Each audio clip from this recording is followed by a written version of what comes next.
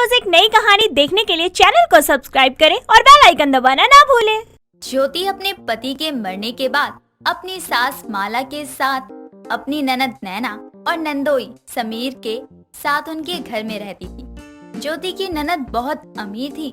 जहां एक तरफ ज्योति पूजा पाठ करने वाली थी, वहीं दूसरी तरफ उसकी ननद नास्तिक थी, जिसका पूजा पाठ से दूर दूर तक कोई लेना देना नहीं था। एक दिन सुबह के समय ज्योति मंदिर में पूजा कर रही होती है। उसकी घंटियों की आवाज सुनकर नैना अपने कमरे से नीचे आती है और ज्योति से कहती है, भाभी, आपको पूजा पाठ करने के सिवा और कोई काम नहीं रहता है क्या? ये सुबह सुबह सर पर घंटी बजाई जा रही हैं। आपको समझ में नहीं आता ये मेरे सोने का समय है? मैं जानती हूँ ननद जी कि ये तुम्हारे सोने का समय है, लेकिन आज गुरुवार है और आज के दिन जल्दी पूजा करनी चाहिए, इसीलिए मैं पूजा कर रही थी। लोग कहते हैं इस दिन जल्दी उठकर पूजा पाठ करने से घर में बरकत होती है और सुख समृद्धि आती है। ये सब कहने वाली बातें हैं और कुछ नहीं। और आप तो जानती है ना कि मुझे इन सब में जरा सा भी विश्वास नहीं है। आजकल लोगों ने पूजा पाठ को भी अपना बिजनेस बनाया हुआ है। इतना रुपया चढ़ाओ तो ये मनोकामना पूरी होगी और ये कर दो तो तुम्हारी किस्मत बदल जाएगी। लेकिन ननद जी, कुछ लोगों के गलत विचारों के कारण हम भगवान से अपनी आस्था को तो नहीं हटा सकते ना। उनके बिना ये संसार ही नहीं चलेगा। उनकी कृपा से देखो, तुम्हारे पास किसी भी चीज की कोई कमी नहीं है। क्या भाभी, आज मेरे पास जो कुछ भी है वो मेरे और मेरे पति की मेहनत की वजह से है। हम भगवान की भक्ति से अमीर नहीं है, बल्कि मेहनत से अमीर है। और अब आप ये आस्तिक और नास्तिक का ज्ञान देना बंद कीजिए और मुझे सोने दीजिए। आपको जो करना है शांति से करिए। नैना इतना कहकर वहाँ से चली जाती है, जिसके बाद ज्योति फिर से अपनी पूजा में लग जाती है। नैना और ज्योति की सारी बातें अपने कमरे से बाहर खड़ी माला सुन रही होती है, जो पूजा खत्म होने के बाद उसके पास आती है और कहती है, बहू, जब तू जानती है कि तेरी ननद के सर पर अपने पैसे का घमंड चढ़ा हुआ है और वो एक नास्तिक है, तो तू क्यों ऐसा काम करती है कि छोटी होकर वो तुझे सुना कर चली जाए? क्या जरूरत है तुझे उसे भगवान में आस्था के बारे में समझाने की? माँ जी, मुझे ननद जी की बातों का कोई बुरा नहीं लगा, क्योंकि मैं जानती हूँ कि वो नादान है। लेकिन एक दिन उनको अपनी गलती का एहसास होगा।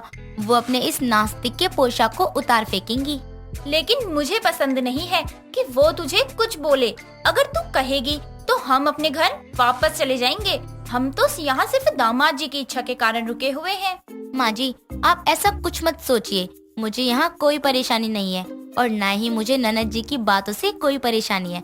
आप चलिए अपने कमरे में आराम करिए, मैं आपके लिए चाय लेकर आती हूँ। ज्योति के कहने पर कामिनी अपने कमरे में चली जाती है। समय बीतता है।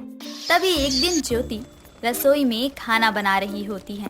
तभी पड़ोस की औरत उसके घर आती है और उनमें से एक पड़ोसन ज्योति से कहती है, ज्योति बहू, आज हम गली में माता रानी का एक छोटा सा जगराता करवा रहे हैं। तुम्हारे घर से कितना चंदा जाएगा जगराते के लिए, बता दो।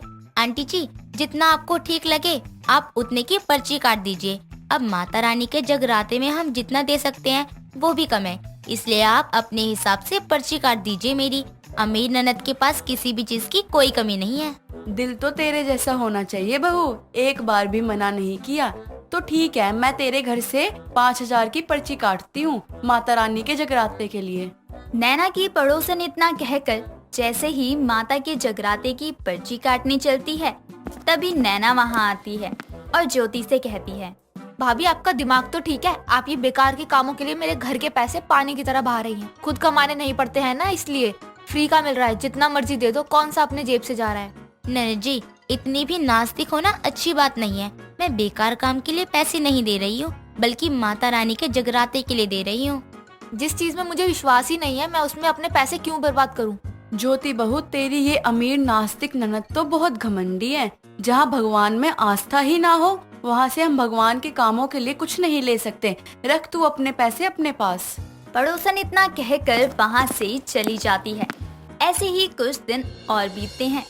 तभी एक दिन उसका पति समीर नैना को अपनी दोस्तों को क्लब पार्टी में ले जाने के लिए पैसे देते हुए देखता है। तभी वो कहता है, ये क्या है नैना, उस दिन तुमसे माता के जगराते के लिए पैसे निकले नहीं, लेकिन आज पार्टी के लिए पैसे देने में तुम्हें कोई दिक्कत नहीं हो रही है। मैंने उस दिन तुम लोगों की सारी बातें सुन ली थी। हाँ, है मुझे प्रॉब्लम, क्योंकि मैं नास्तिक हूँ। मुझे भगवान में विश्वास नहीं है। तुम्हें नास्तिक रहना है तो रहो, पूजा पाठ नहीं करनी है तो मत करो।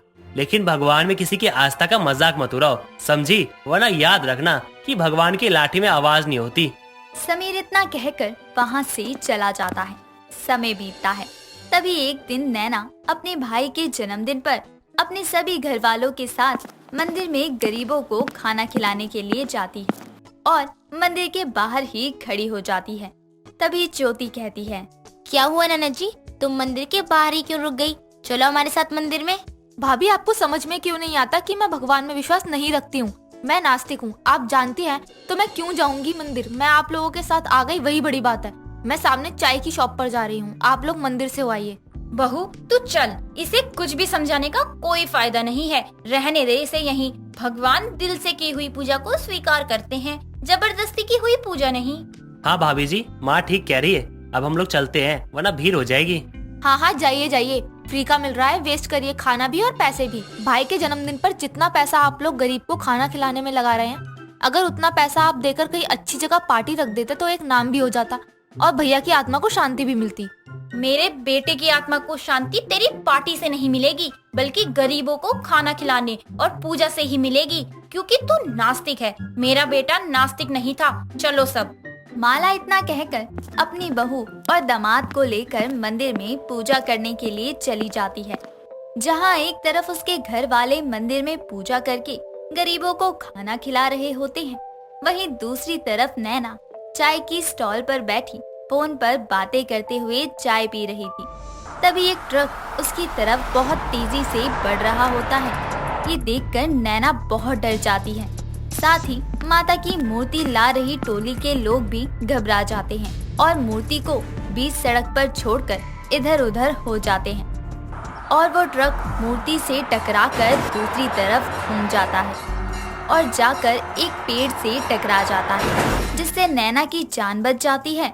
तभी एक औरत उससे कहती है, बहुत किस्मत वाली है बेटी, आज माता रानी ने साक्षात सामने आकर तेरी जान बचाई है, वरना आज ना जाने कितनी बड़ी अनहोनी हो जाती। लेकिन लोग सच ही कहते हैं, उसके दरबार में कुछ गलत और अनहोनी कभी हो ही नहीं सकती है। उस औरत की बातें और अपने साथ हुए इतने बड़े हादसे से बचने के बाद नैना के होश उड़ ही जाते हैं, जैसे मानो किसी ने उसे सपने से जगाकर सच से रूबरू करवा दिया हो। उसे अपने सभी घर वालों की बातें याद आती हैं। तभी वो भागते हुए मंदिर के अंदर जाती है और माता रानी के सामने हाथ जोड़कर कहती है, माता रानी, मुझे माफ कर दीजिए, अनजाने में मैंने आपका बहुत अपमान किया, लेकिन आपने कभी मेरे साथ कुछ भी गलत नहीं किया। आज आपने साबित कर दिया कि आप हमेशा सभी के साथ रहती हैं, कोई आप में विश्वास रखे तो भी, ना रखे तो भी। क्या हुआ ननद जी, आप ऐसी बातें क्यों कर रही हैं? आप इतनी घबराई हुई क्यों दिखाई दे रही हैं? ठीक है आप? ज्योति के पूछने पर नैना उसे अपने साथ हुए हादसे के बारे में सारी बातें बताती है और अपने सभी घर वालों के सामने अपनी गलती मानते हुए उनसे हाथ जोड़कर माफी भी मांगती है। साथ ही अपने नास्तिक पने को छोड़कर भगवान में आस्था रखना शुरू कर देती है। इस तरह से ज्योति की अमीर नास्तिक ननद आस्तिक बन जाती है। दोस्तों, अगर आपको ये कहानी पसंद आई तो इसे लाइक करें, शेयर करें और कमेंट करके बताएं कि कहानी में आपको सबसे अच्छा क्या लगा।